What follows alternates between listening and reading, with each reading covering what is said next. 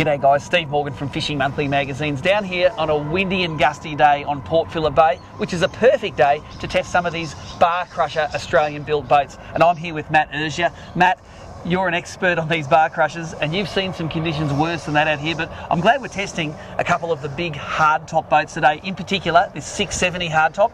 It's one of the biggest upgrades you've had in bar crusher history. Can you tell me a little bit about it? We've gone through some big changes for 2016. Completely redesigned the new roof, new cabin, new dash layout, new top decks, new bow rails, new bowsprit. So a lot of changes in the 670 hardtop. Probably the biggest in our history. Yep, but the one thing that you've told me is the fact this 670 hull, it ain't broke, let's not fix it, let's just do all of the stuff from the hull up. Exactly right, beautiful hull, she's performed beautifully, all directions of travel, she rides soft, she's very stable at rest, so we haven't tweaked or changed the hull, just a few cosmetic upgrades and some internal upgrades as well. It's really finished off this boat beautifully. Now, let's go right back to basics with the bar crusher hull. You've got the water ballast system in there, explain to us how that works. Well, what happens is when the boat slows down, comes to rest, or you're on the drift or you're at anchor, that hull ballast, that water ballast will fill up with water, so it increases your hull weight at rest, settles the boat down on its chines, makes it a lot more stable at rest, makes it heavier and harder to move, so you've got a really nice fishing platform.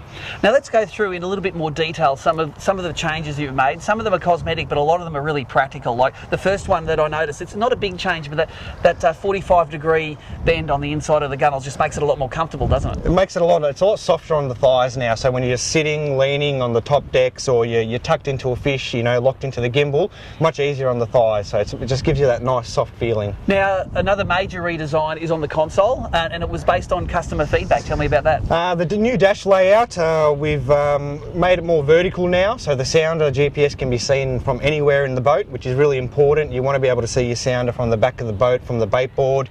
If you're drifting over kingfish or drifting over a reef or a wreck, it's nice to be able to see the sounder and what you're doing and know when to drop your jigs down. Yep. Now the third thing is you've said the hard top. There's some changes in the hard top, means you don't get a dose of water down the back anymore when you're the passenger. Newly designed hard top, new spoiler design, new rocket launcher. The roof drains a lot better as well. And we're now painting the roofs the same colour as the hull, so a nice little theme we've got going. Now in the front of that hard top, you've got more room for some more complex electronics there. Tell me about that. The new overhead console for the radio fascia has been upgraded as well. What it allows us to do is fit unlimited combinations of radios and stereos up there, so now each customer can pick and choose exactly what sort of radio and stereo setup they'd like, and we can fit it. Now tell us about hard tops. According to you, hard tops aren't all hard tops, are they? Like this is a real hard top, isn't it? Yeah, the hard top word can be thrown around a little bit loosely. A true hard top should be fully enclosed with glass. Yep. Now this thing powered by the lightweight 200 horsepower Suzuki, and how does it go with it? I know we're going to take it out and give it a crack here, but in your opinion, a good match for the boat? Beautiful match, just a fine balance between power and economy, lightweight. We're finding it probably to be the most popular combination on this hull. We find when we test a lot of boats at Fishing Monthly, it's the little things that make the difference, and little things you've changed on this boat are like the increase to 32mm diameter rails. Why that change? 32mm fits a lot better in the hand. It's more in proportion with the boat as well. It just gives it a little bit of a tougher look as well.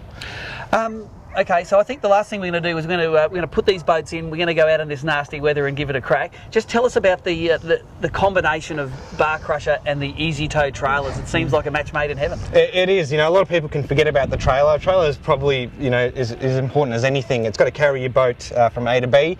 It's got to be smooth to tow. It's got to be easy to launch and retrieve. So working with Easy Tow, we've designed a custom-built trailer that anyone can launch and retrieve by themselves, which just makes it nice and easy at the boat ramp when it's busy. You betcha. And it's not just the little boats you can launch and retrieve by yourself. It's even these big boats. No worries, one up. It makes no difference if it's our 780 or 490. They all just glide on and off as easy as each other. Okay, well it's time to put Matt to the test. We're going to get him to put this boat in by himself. We're going to go out in Port Phillip Bay and we're going to beat the hell out of it and see if it actually does crush those bars.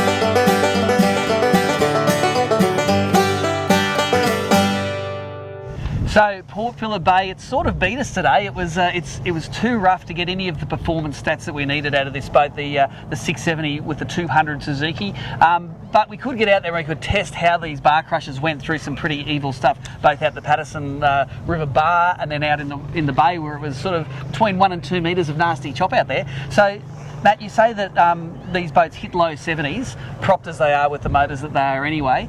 The thing I want to know is, how does the bar crusher, and how do you drive this bar crusher to get the most out of it in those really rough conditions, like both with the wind and against the wind? Can you give us some tips? I think that the key is to get as much trim as possible. These boats are very trim friendly, so you can really get the nose of the boat up and get that hull doing its job.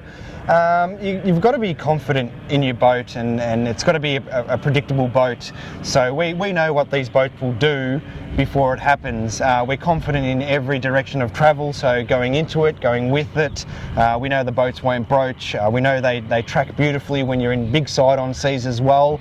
So it's having the confidence in your hull and just maintaining good speed, keeping the power on, so the boat and the hull is dictating the terms, not the elements, or the other way around. So let's review that. It's like you like to drive it trimmed out as much as possible, just to get that bow lift, yep. and you want to keep the speed under control so that you can use that deep V in the hull to land softly. Yeah, exactly right. You want to be planing, and you want to be on the power. You want to be able to push through waves and just squeeze the throttle on and off as you need to, as you're sort of going up over the top and coming down them.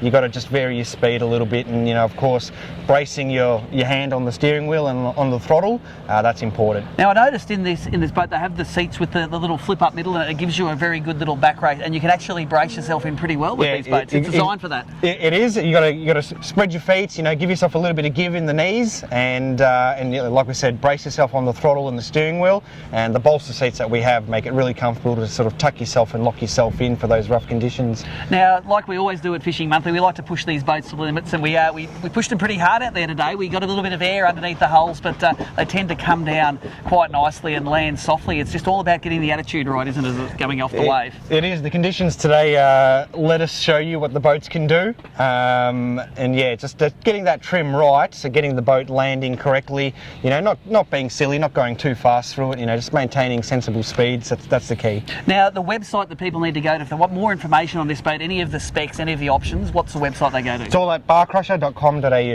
There you go. So that's it from a rough day on Port Phillip Bay. Steve Morgan and Matt from Bar Crusher checking out.